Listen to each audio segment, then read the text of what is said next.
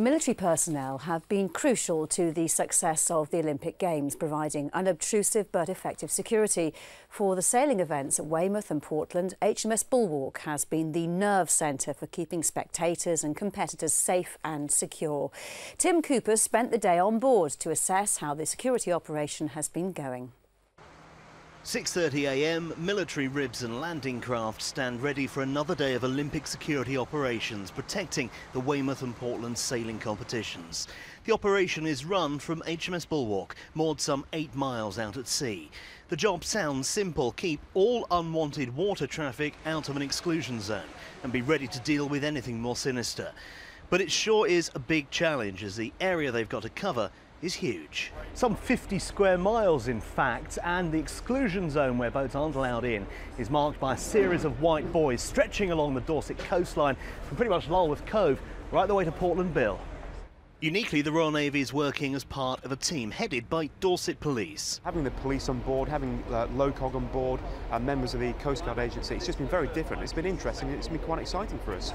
The ship's operations room is now a multi-agency command point. It's new to everyone. It's been hard at times, but we've all bonded together. We've worked out a good routine, and everything's going well. It's worked absolutely beautifully. We've got all the cooperation between the police, the military and ourselves. It's all worked just beautifully. From the ops room, all water traffic in the area is monitored.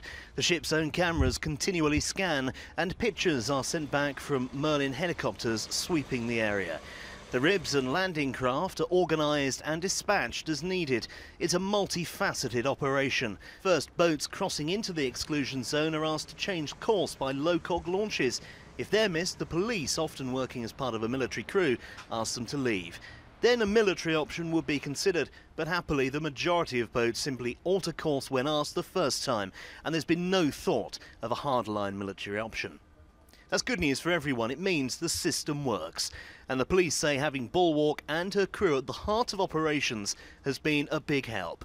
Everybody I've met on here has been incredibly welcoming and supportive to that environment, and I think that's made a big difference to not only the way in which we can work, but also the success that we've been able to bring to these Olympic Games so far. It's been hard work for the military contingent, working long days, but when time allows, there is the opportunity to join the Olympic celebrations. We do take the opportunity in the evenings when the sailing's closed and the waters are opened back up to the public to watch the highlights, and you can hear cheers down to deck as more golds are won for the UK.